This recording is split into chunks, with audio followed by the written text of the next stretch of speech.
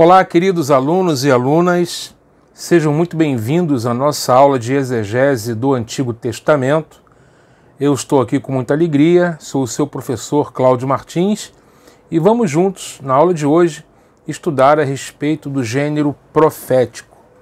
Na sequência dos gêneros literários que temos estudado, estudamos em primeiro lugar o gênero jurídico, estudamos na sequência o gênero narrativo e depois o gênero poético e na aula de hoje o gênero profético. Então eu convido você a vir comigo nessa jornada fascinante do estudo da exegese. Vamos lá!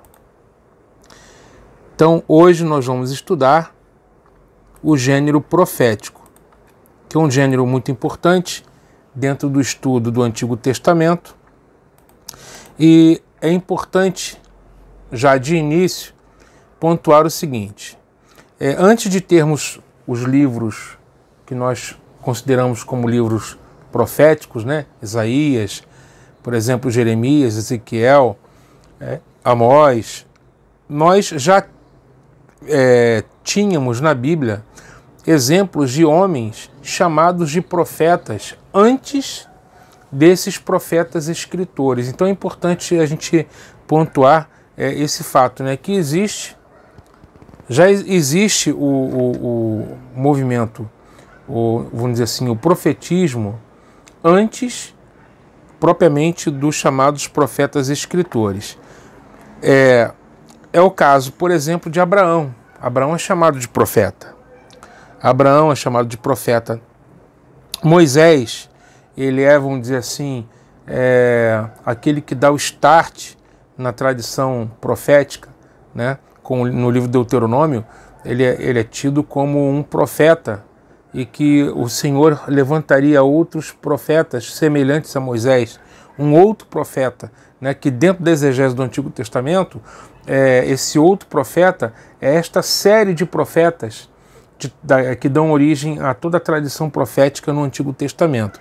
É claro que a tradição cristã vai utilizar-se deste versículo para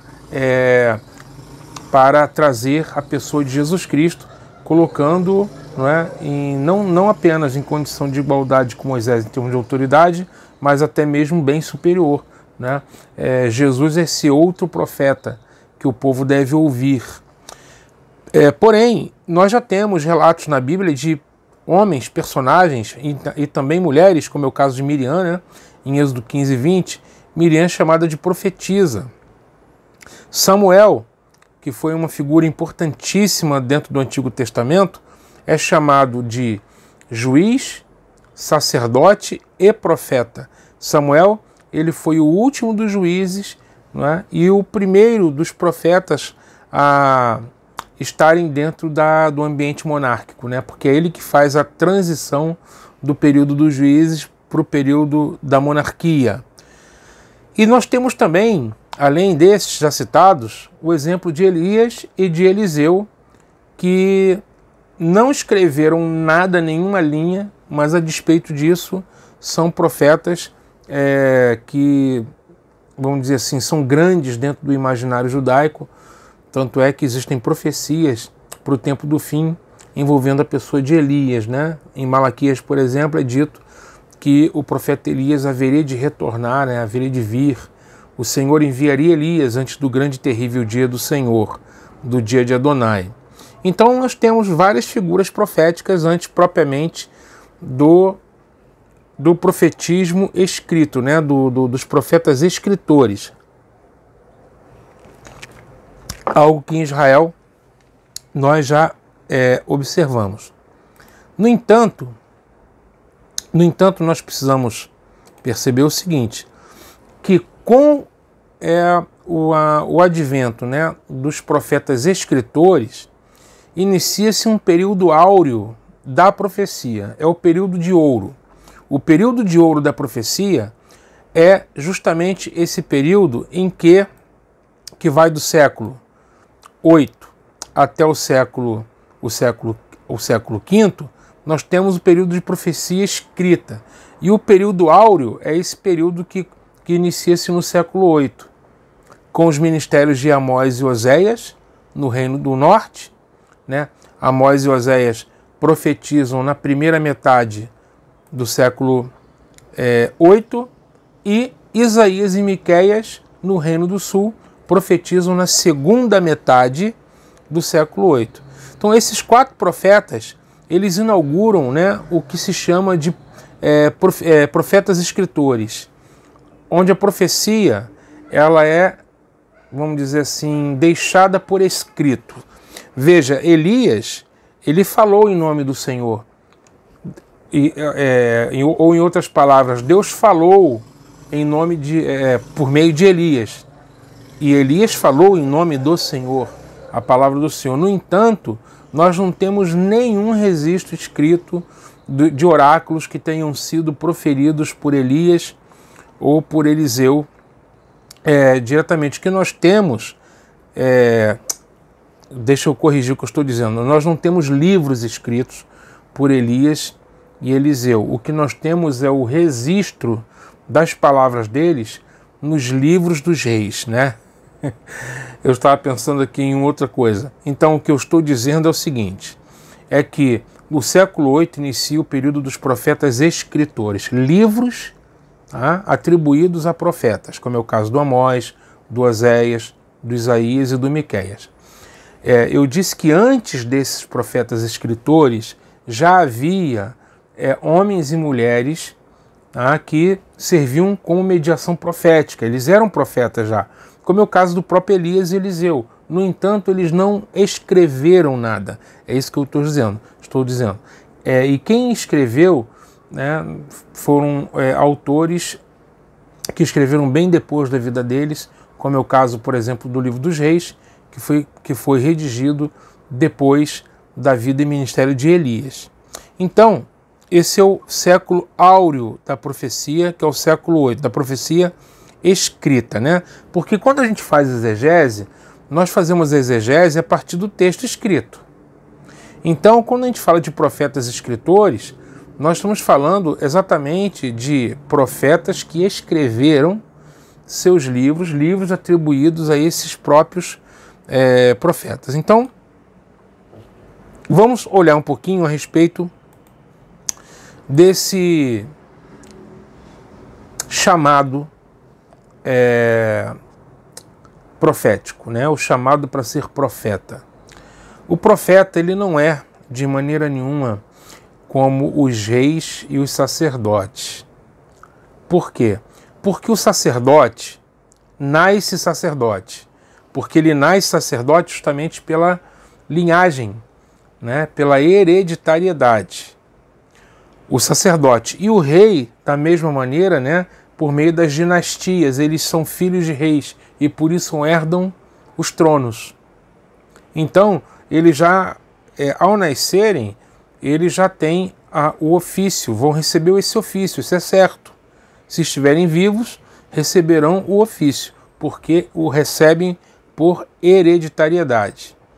Já o caso do profeta é bem diferente. Por quê? Porque o profeta, ele é chamado diretamente por Deus. É diferente do rei e do sacerdote. Quando nós olhamos para o caso do rei e do sacerdote, é sempre por hereditariedade. Os filhos de Arão, não é? Que são da tribo de Levi, essa linhagem de Arão vai exercer o sacerdócio. No caso, por exemplo, dos filhos de Davi, né, da descendência de Davi, os descendentes de Davi herdam o trono em Judá. Mas não é assim com o ofício profético. O profeta é aquele que é despertado por Adonai para exercer o seu ofício. Normalmente, ou ele está apacentando o rebanho e colhendo sicômoros, como é o caso do Amós. Ele pode estar, por exemplo, lavrando, né, com seus bois, como é o caso do Eliseu. Outro pode estar malhando trigo no lagar. Ele pode estar fazendo qualquer outra coisa. Ele nem imagina que, de repente, não é, o Senhor o desperta para essa vocação, e ele ouve a palavra, ou ele tem uma visão, e assim Deus o chama para o ministério. A gente ainda vai ver um pouquinho sobre isso nessa aula sobre os relatos de vocação. Nós vamos ver que todo relato de vocação registrado na Bíblia, que são textos que registram chamado de algum personagem para o ofício profético, por exemplo, você tem elementos em comum. A isso se chama relatos de vocação. Nós vamos ver que normalmente o profeta, ou o chamado para ser profeta, ele rejeita porque ele não se sente muito adequado, não é? E nós veremos isso na sequência dessa aula. Pois bem, então o profeta, ele é chamado. Opa, vamos ver agora.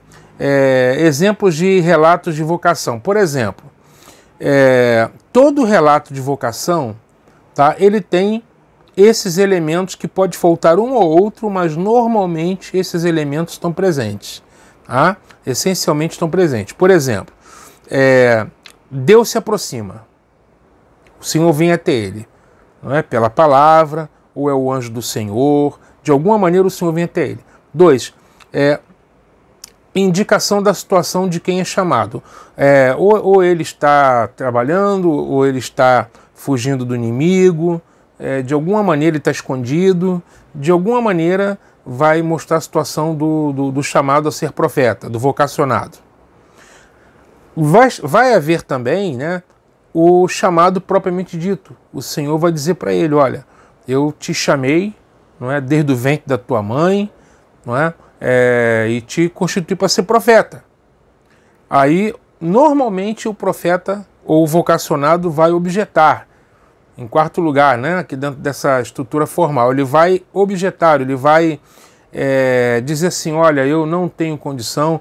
Moisés disse que era gago, né, que tinha a fala pesada. O Jeremias disse que não passava de uma criança.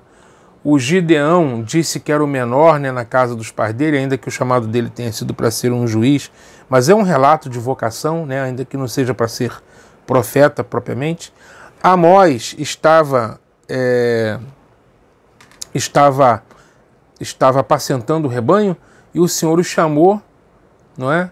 Ele estava trabalhando, enfim, todos eles estavam fazendo qualquer outra coisa e de repente há uma objeção.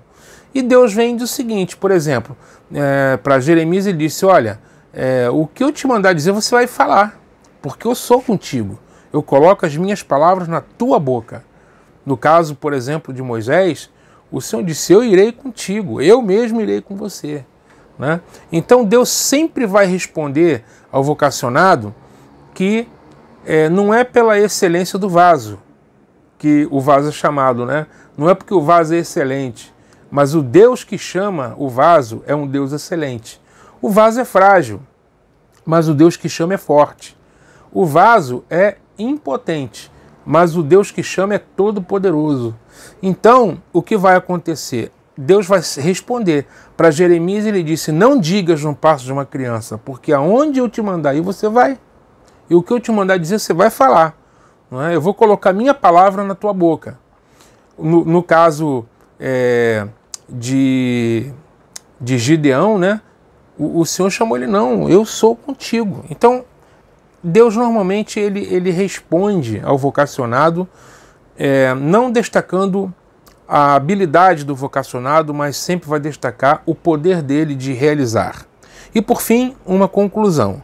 Então, esses elementos aqui, prezados alunos e alunas, são elementos formais de um relato de vocação que nós temos nos textos, seja de vocação de profetas ou de juízes, seja do que for, né? Normalmente esses elementos eles aparecem nos relatos.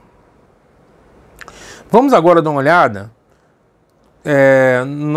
nos mediadores proféticos. A Bíblia, nos livros, sobretudo nos livros proféticos e também nos livros narrativos de reis, eles falam sobre mediadores proféticos, ou seja, expressões e palavras que aparecem no texto bíblico que designam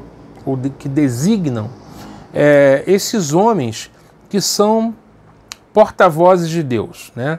São homens que têm uma audição, né? E ouvem em uma outra dimensão que os homens não estão habituados a ouvir. Eles veem numa dimensão que os homens não estão habituados a ver. Então, esse tipo de de mediadores proféticos, tem basicamente 4 designações na Bíblia.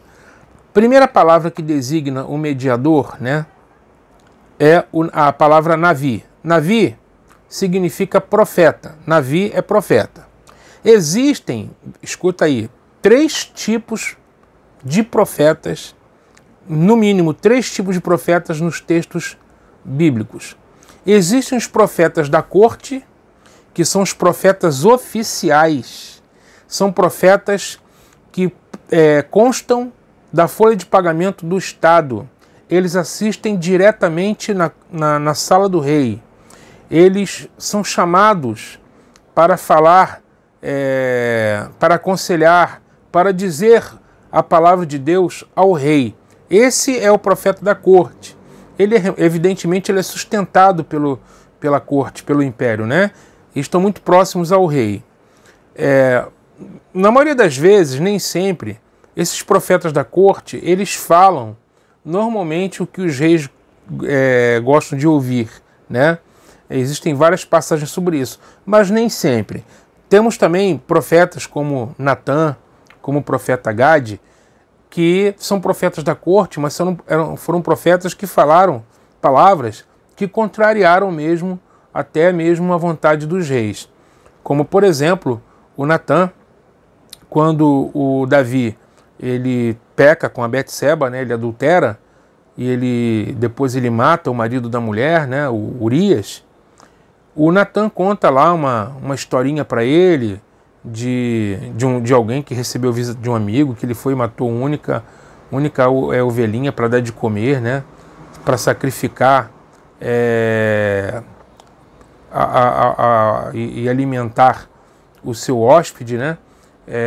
Tirou do único que tinha, né? A única ovelhinha dele, ele tendo tantas, né? Tantas. A fúria do rei se acendeu e diz a Bíblia que o rei disse que aquele homem era digno de morte e o Natã disse: olha, esse homem é você. Você é esse homem, Davi. Então Natã não falou palavras agradáveis, não. Ele é um profeta da corte. O outro tipo de profeta são os Ben-Navi. Ben-Navi é filho de profeta, discípulos de profetas, né?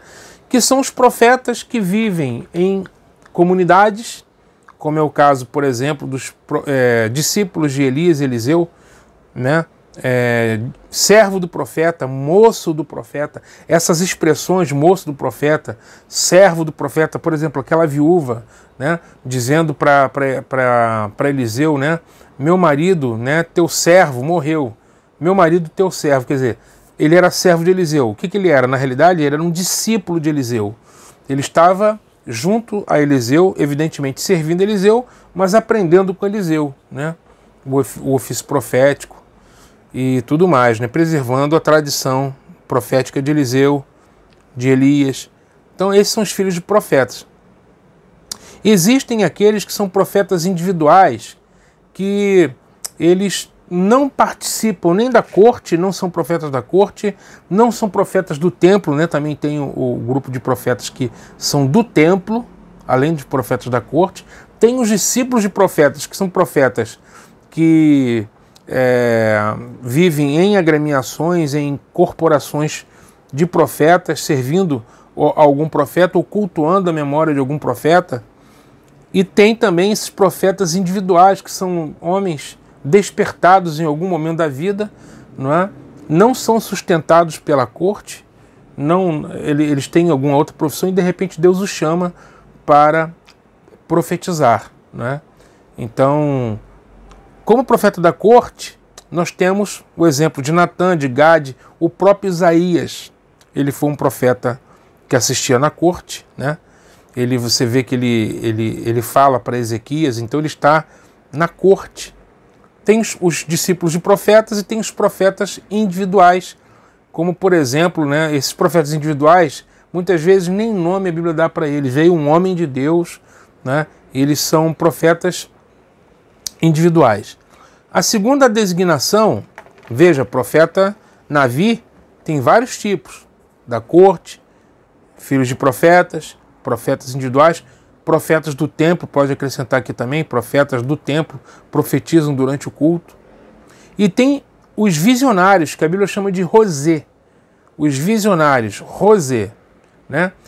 Por exemplo, o Amós é chamado de rosé pelo sacerdote Amazias. Amós é um rosé porque ele tem visão. Deus fala com o profeta Amós através de visão. A palavra vem por meio de visões. Ou seja, ele ouve vendo, porque a palavra vem através de visão, né? Tem o chamado roé, que é vidente, que tem uma função muito parecida com o rosé, que são homens que Deus fala através de visão.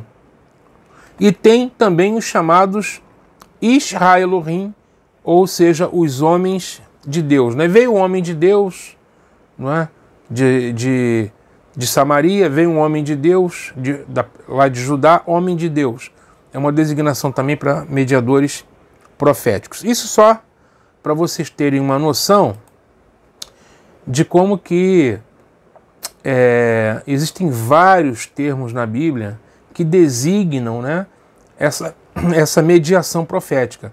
Ou seja, o fato de determinados indivíduos eles serem mediadores, né, entre o mundo do espírito e o mundo dos homens, o mundo espiritual e o mundo físico, né? Eles ouvem, eles captam, eles percebem, eles têm uma visão aguçada, não é, da realidade espiritual e o que eles recebem eles comunicam ao povo ou a um indivíduo. Bem, isso foi só a introdução, tá? Só para vocês terem uma noção desse mundo do profetismo. Não é? Uma introdução breve, rápida. E agora nós vamos falar um pouco, nos deter, melhor dizendo, sobre o gênero oracular. Né?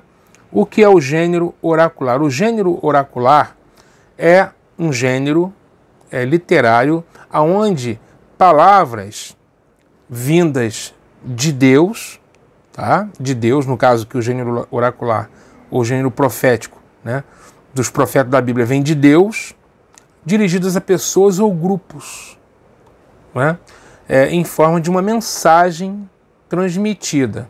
Essa mensagem ela foi escrita, né? Então aí nós temos o gênero oracular. É uma palavra dirigida da parte de Deus por meio de um homem que designamos como profeta para um indivíduo ou para um grupo. Existem basicamente 3 tipos de oráculos. Os oráculos ou são de juízo, ou são de salvação, ou são de exortação. Juízo, salvação, exortação, admoestação. Então vamos começar a ver os elementos de um oráculo de juízo. Pois bem, o oráculo de juízo, né, como o próprio nome já diz, uma ameaça de condenação será feita da parte de Deus. Então, ele tem, esse tipo de oráculo, alguns elementos formais mais ou menos fixos. De repente, num oráculo pode faltar um ou outro desses 5 elementos, que eu vou citar aqui agora, porém, a essência deles está aqui. Então, primeira coisa que a gente vai ver, que presente no gênero oracular, é o envio do mensageiro. Então, o mensageiro, alguém vem da parte de Deus, não é? E vai convidar o seu interlocutor, que pode ser o indivíduo, ou mesmo pode ser um povo inteiro, né, um coletivo, uma coletividade, a ouvir a palavra. Ouvi, pois, a palavra do Senhor, por exemplo. Né? Aí ele pode dizer, assim diz o Senhor, ou não. Ele pode entrar direto na palavra. Né? Aí entramos no terceiro elemento formal, que é a acusação. Ou seja, ele vai lançar uma acusação que vai ser o próprio fundamento, o fundamento do juízo, vai ser uma acusação. Ele vai dizer, olha, vocês estão falhando nisso, nisso e nisso, estão transgredindo isso, isso e isso, estão cometendo essa e essa perversidade, então vem a acusação. Para logo em seguida vir a fórmula do mensageiro. Aí ele vai dizer, portanto assim diz o Senhor, porquanto isto fizeste, vai acontecer isso, isso e isso. Não é? Vocês vão ser extinguidos, vão ser extirpados, o inimigo virá com a espada, virá fome, virá peste, enfim, vai vir o juízo propriamente dito. Então, Envio do mensageiro, olha os elementos de um oráculo de juízo. Envio do mensageiro, convite a ouvir a palavra, uma acusação, que é a base do juízo, a fórmula do mensageiro, que consiste nessa expressão, assim diz o Senhor. Essa é a fórmula do mensageiro. E o anúncio de juízo. Falar aqui um pouquinho sobre a fórmula do mensageiro, para que você possa entender, né? Por que a fórmula do mensageiro? Porque na realidade o profeta não está falando em seu próprio nome, comunicando a sua própria palavra. A autoridade do profeta não está na sua capacidade de retórica, na sua oratória, nem nos títulos que porventura ele venha a ter. A autoridade do profeta está no fato, e somente no fato de que ele fala em nome de outro. Então o profeta é aquele que fala em nome do seu Deus. E a palavra que ele tem não é dele, é a palavra do seu Deus. Portanto, o profeta ele é um porta-voz. Na realidade, não é? Ele está portando a voz de outro. É exatamente por isso que no gênero profético você tem a fórmula do mensageiro que respalda a autoridade dele. Quando ele diz assim diz o Senhor, ele na realidade ele está dizendo que o que ele tem para dizer, o que ele vai dizer, não procede dele, mas procede do seu Deus. Esses elementos compõem, portanto, o oráculo de juízo. Olha só, por exemplo, Amós 1, 9 e 10. O versículo 9 diz assim: assim diz o Senhor. O que é isso? Fórmula do mensageiro. Por 3 transgressões de Tiro e por 4 não sustarei o castigo, porque entregaram todos os cativos a Edom e não se lembraram da aliança dos irmãos. O que nós vemos aqui? Nós vemos aqui o fundamento do juízo, que é a acusação. Ele está acusando. Qual é a acusação? Por 3 transgressões de Tiro e por 4. Tiro, né, é o povo a quem ele endereça a acusação. E a acusação é: entregaram todos os cativos a Edom e não se lembraram da aliança de irmãos. Então aqui nós temos a fórmula do mensageiro que introduz a acusação. E logo em seguida nós temos o que? O anúncio do juízo. Então ele diz assim: por isso o quê? Por causa dessa transgressão que eu estou acusando, por isso meterei fogo aos muros de Tiro, fogo consumirá os seus castelos. Aqui então nós temos um anúncio de juízo. Percebem? Então isso é um oráculo de juízo. Você está vendo aqui a acusação e está vendo anúncio de juízo. Então, voltando lá para aquele slide anterior, ó, nesse Amós 1,9 você tem a acusação e você tem, não é, a acusação, tem a fórmula do mensageiro e tem o anúncio de juízo. Não há um convite a ouvir neste texto, né? Mas há em outros. Por exemplo, você vê em Amós capítulo 8, vou colocar lá para vocês verem como que funciona.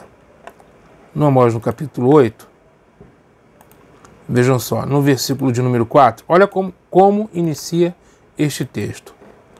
Ouvi isto. Olha aí, convite para ouvir. Ouvi isto. Vós que tendes gana contra o necessitado e destruís os miseráveis da terra. O que temos agora? Acusação. Vocês que têm, não é, ganância contra o pobre, né, estão destruindo os miseráveis da terra, que dizem: quando passará a festa da lua nova para vendermos os cereais? Continua acusando.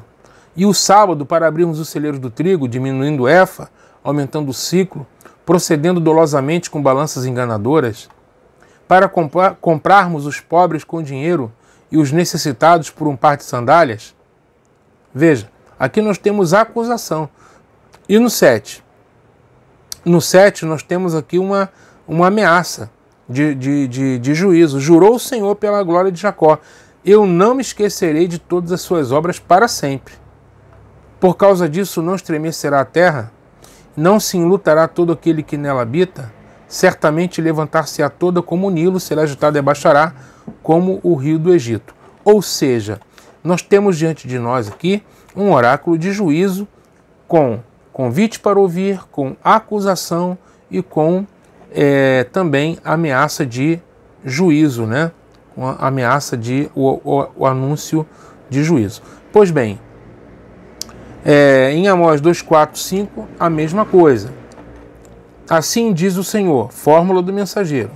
Olha a acusação, por 3 transgressões de Judá e por 4 não sustarei o castigo, porque rejeitaram a lei do Senhor e não guardaram os seus estatutos. Antes as suas próprias mentiras os enganaram e após elas andaram seus pais. Aqui nós temos a acusação e no verso 5 o anúncio de juízo. Por isso, meterei fogo a Judá, fogo que consumirá os castelos de Jerusalém. Bem, acho que está claro, né? Os oráculos de juízo, eles têm algumas variações. A primeira delas chama-se oráculos em forma de ai. O ai, que inicia o oráculo, você deve lembrar de alguns textos onde o profeta inicia dizendo: ai da nação pecadora. O ai inicia o oráculo, confere um tom de reprovação, que lamenta por antecipação o mal que virá. Não é? Então o ai, na verdade, dá um peso tremendo, né? É um tom de reprovação, porque aquilo que se está fazendo é grave. Ai daquele que entesoura, não é? De forma iníqua. Ou seja, você vê aí a acusação e depois tem um anúncio do juízo. Exemplo disso, nós temos Isaías 5, versículos 11 a 14, Amós capítulo 6, de 1 a 4, Miqueias 2, 1 até o versículo 4. Olha o texto aí. Ai daqueles que no seu leito imaginam a iniquidade e maquinam o mal. À luz da alvo praticam, porque o poder está em suas mãos. Se cobiçam campos, os arrebatam. Se casas, as tomam. Assim fazem violência a um homem e a sua casa, a uma pessoa e a sua herança. Portanto, assim diz o Senhor. Que é isso, meus amigos? Fórmula do mensageiro. Eis que projeto mal contra esta família, do qual não tirareis a vossa cerviz, e não andareis altivamente, porque o tempo será mau. Naquele dia se criará contra vós outros um provérbio, e se levantará pranto lastimoso, e se dirá: estamos inteiramente desolados. Aqui nós temos a mesma estrutura, né? Nós temos aí o ai, essa palavra ai em hebraico é oi, né? Em português traduzimos como ai, que dá o tom pesaroso, né? Que dá o tom assim, de reprovação. Logo em seguida vem a acusação. Qual é a acusação aqui? Aqueles que no leito imaginam iniquidade, que projetam o mal, né? Que ao amanhecer o praticam, quer dizer, projetam de noite, praticam de dia, né? Porque tem poder nas mãos. É uma crítica aqui contra os poderosos, né? Contra a gente que tem poder político, econômico nas mãos. Só lá na terra de Israel mesmo, né? Tá longe do Brasil, né, pessoal? Então aqui você vê um oráculo de juízo em forma de ai. Ezequiel 22, versículo 3. Assim diz o Senhor Deus, fórmula do mensageiro. Ai da cidade que derrama sangue no meio de si, para que venha o seu tempo, e que faz ídolos contra si mesma, para se contaminar. Pelo teu sangue, por ti mesmo derramado, tu te fizeste culpada, e pelos teus ídolos, por ti mesmo fabricados, tu te contaminaste e fizeste chegar o teu julgamento e o término dos teus anos. Por isso eu te fiz objeto de opróbrio das nações e de escárnio no meio das terras. Mesma coisa, fórmula do mensageiro, o ai, não é? Precedendo a acusação, que é o sangue inocente derramado, né? O sangue derramado, e o juízo, né? O juízo que vem contra esta cidade. Bem, a outra variação do oráculo de juízo é a lamentação fúnebre. Isso aqui é muito interessante também. É um oráculo que canta antecipadamente o grave juízo que incidirá sobre os transgressores com forte tom de lamentação, como que por um morto. Vocês já ouviram falar nessa expressão Sitzenleben, contexto vital, ou seja, todo texto, né, ele tem um contexto vital, ele nasceu numa situação concreta da vida, seja, muitos salmos, por exemplo, nasceram no culto, nasceram no templo, no momento de louvor, muitos salmos nasceram em cerimônias de entronização dos reis, alguns textos nasceram, não é, em tribunais, durante, né, uma contenda jurídica, e outros textos nasceram, sabe onde? Num funeral. É o caso desses oráculos de juízo, tá, de lamentação, em forma de lamentação fúnebre. Nasceram em um funeral. Então, quando há um lamento, quando um profeta levanta um lamento contra uma cidade, quando levanta um lamento contra um homem, nem preciso dizer como que o profeta já vê esse indivíduo a respeito do qual ele está lamentando, né? Está vendo ele dentro do caixão, né, sendo sepultado. A estrutura formal de um oráculo como esse tem o lamento, propriamente dito, a acusação e o juízo. Eu posso abrir aqui para vocês, por exemplo, o livro do profeta Amós, no capítulo 5. Veja só esse texto. Ouvi esta palavra que levanto como lamentação. Em hebraico, esse termo aqui é kiná. Lamentação sobre vós, ó casa de Israel. Então, veja, ele está anunciando, ouvi essa palavra, está chamando para ouvir uma lamentação, né? E olha só qual é o oráculo. Caiu a virgem de Israel, nunca mais tornará a levantar-se. Estendida está na sua terra, não há quem a levante. Ou seja, ele está vendo o povo morto, né? Ele está vendo o fim do Reino do Norte, não é? E ele vai, ao longo do oráculo, ele vai fazer toda a sua acusação. Então esse é um oráculo pesado, né? Nós vemos em Amós 5, de 1 a 17, em Jeremias 7, de 29 a 34, com esses elementos: lamentação, acusação e juízo. Além disso, tem também os oráculos de juízo em forma de processo jurídico de aliança. Repara bem, eu disse até agora que o oráculo de juízo ele tem variações, não é? A primeira delas é o oráculo em forma de ai. Segundo é o oráculo em forma de lamentação, que tem esse tom fúnebre. E tem, em terceiro lugar, essa terceira variante que é em forma de processo jurídico, né, que em hebraico se chama de riv. Riv. O que é isso? Nesse tipo de oráculo, Deus intima o seu povo a comparecer diante dele por causa das violações da aliança.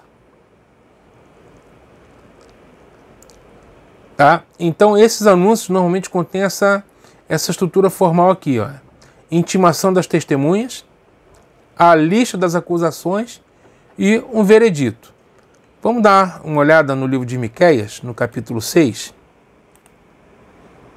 Em Miqueias, capítulo 6, nós vamos ver um exemplo prático, né, do que é um gênero oracular. Então, olha só.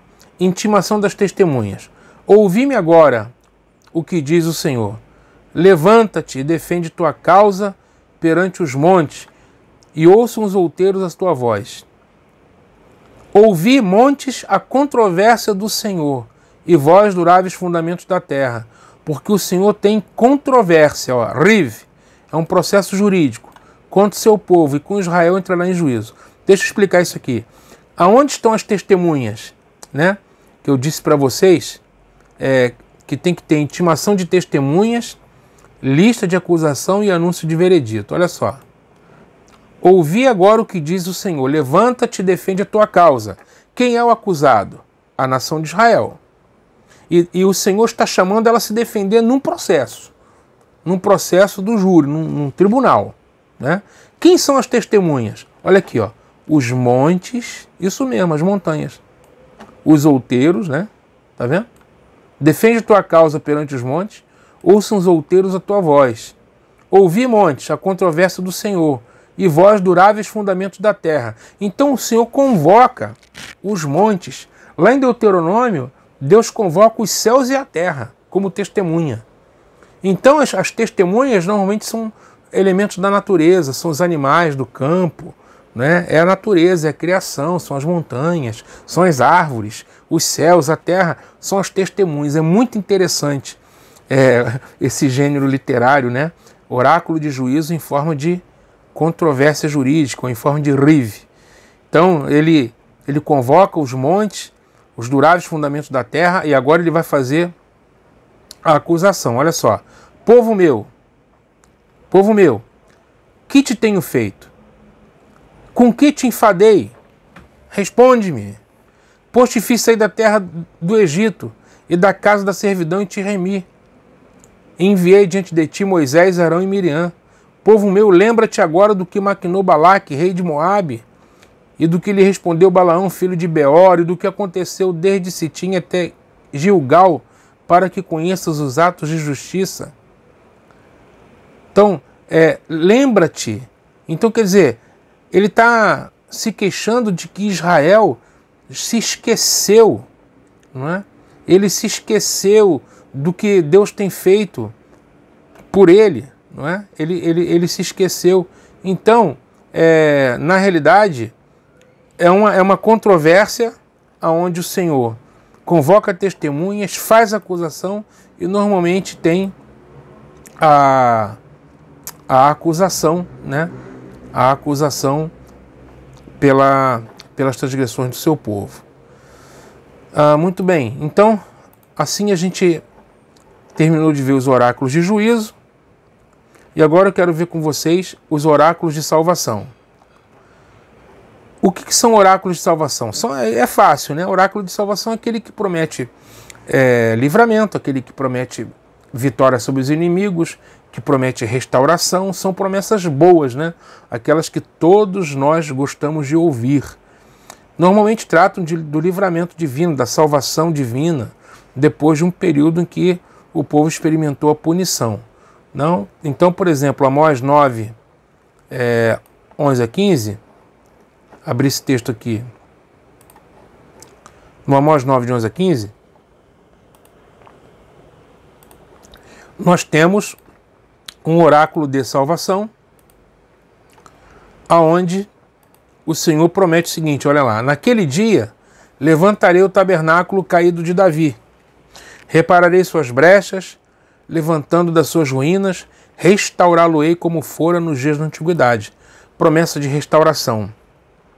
Para que possuam o restante de Edom e todas as nações que são chamadas pelo meu nome, diz o Senhor que faz todas essas coisas. Eis que vem dias, diz o Senhor, em que o que lavra segue logo o que ceifa, e o que pisa as uvas ao que lança semente. Os montes destilarão mosto, e todos os outeiros se derreterão. Mudarei a sorte do meu povo Israel. Reedificarão as cidades assoladas, e nelas habitarão. Plantarão vinhas, e beberão do seu vinho. Farão pomares, e lhes comerão fruto. Plantá-los-ei na terra, e dessa terra que lhes dei, já não serão arrancados, diz o Senhor. O que nós temos aqui, amados? Temos um oráculo de salvação, promessa de restauração, promessa de abundância, né? De fartura, que é, no caso, o único oráculo de salvação presente no livro de Amós. Só tem paulada, só tem oráculo de juízo, mas o livro termina, não é, com a luz no fim do túnel, um oráculo de esperança, de salvação para o povo. Podemos citar também Jeremias 1, de 8 a 10, Isaías 8, de 1 a 4, não é? E assim vai. Temos também os chamados oráculos de exortação e admoestação. Oráculos de exortação e admoestação, que são palavras dirigidas ao indivíduo ou grupo com o objetivo de fazê-los mudar de atitude. Então veja bem, esses oráculos são oráculos dirigidos a um indivíduo ou a uma comunidade, a um povo, para que eles mudem a conduta, mudem o comportamento. Por exemplo, Amós 5,14. Buscai o bem e não o mal. Está sendo o quê? Exortado, né? Encorajado. Buscai o bem e não o mal, para que vivais. Olha aí, tem a exortação seguida da promessa. Para que vivais. Por que eu devo buscar o bem e não o mal? Para viver. Assim diz o Senhor. Olha, fórmula do mensageiro. O Deus dos exércitos. Assim o Senhor... Perdão, aqui não é fórmula do mensageiro, não. Aqui está escrito, assim o Senhor. Se tivesse assim, diz o Senhor. Aqui está, assim o Senhor, Deus dos exércitos, estará convosco, como dizeis. Então aqui, buscai o bem e não o mal. É a exortação. Para que vivais, é a promessa. E assim o Senhor, Deus dos exércitos, estará convosco. Promessa. Aborrecei o mal e amai o bem. Que é isso? Exortação. E estabelecei na porta o juízo. Exortação. Talvez o Senhor, Deus dos exércitos, se compadeça do restante de José. Promessa, né? E essa promessa aqui, nesse caso, ela vem junto de um talvez. Então, você tem aqui, nesses oráculos de exortação, admoestação, você tem aqui exatamente o quê? Você tem aqui uma exortação, normalmente no imperativo, né? Mandando fazer ou deixar de fazer alguma coisa, né? Arrependei-vos e convertei-vos. O que é isso? É uma exortação, né? Para que a pessoa mude de conduta, né? Então, arrependei-vos e recebereis o dom do Espírito Santo. Está lá em Atos, né? Arrependei-vos e convertei-vos. Cada um de vós seja batizado e recebereis o dom do Espírito Santo. O que é isso? É uma demonstração seguida de promessa. Então, é uma terceira forma de oráculo, oráculos de exortação. Certo? Bem, vamos fazer aqui uma breve reprise do que vimos. Primeiro, nós vimos que já haviam profetas em Israel antes dos chamados profetas escritores, né? Profetas que não escreveram, mas falaram a palavra do Senhor, tem vários antes dos profetas escritores. No entanto, a partir do século VIII, um período glorioso se inicia em Israel, é o período áureo da profecia, que é chamado o período dos profetas escritores, que o século VIII é o período de ouro mesmo, inaugurado por Amós e Oséias no norte e Isaías e Miqueias no sul. Esse período de profetas escritores vai até o século V. A partir daí, o século V a.C., a partir daí não temos mais profetas escritores reconhecidos pela tradição judaica. Poderíamos também lembrar que nós temos 4 tipos de designação de mediadores proféticos. Navi é o profeta, temos o Rosê, que é o vidente, o Roê também, que é uma espécie de vidente, né? Aquele que o Rosê é um visionário, o Roê é um vidente. A ambos Deus fala através de visão. Temos também o chamado homem de Deus, Ish Ha-Elohim, o homem de Deus, que esse nome é designado no livro de Reis, né? E veio o homem de Deus de Samaria, ele é um mediador profético também. E assim nós temos essas designações. Dentre os profetas chamados de Navi, temos os profetas da corte, aos profetas das agremiações proféticas do templo, os profetas do templo, os discípulos de profetas, que são das agremiações proféticas, e os profetas individuais. Falando propriamente com respeito aos oráculos, existem oráculos de juízo, oráculos de salvação e oráculos de admoestação ou de exortação.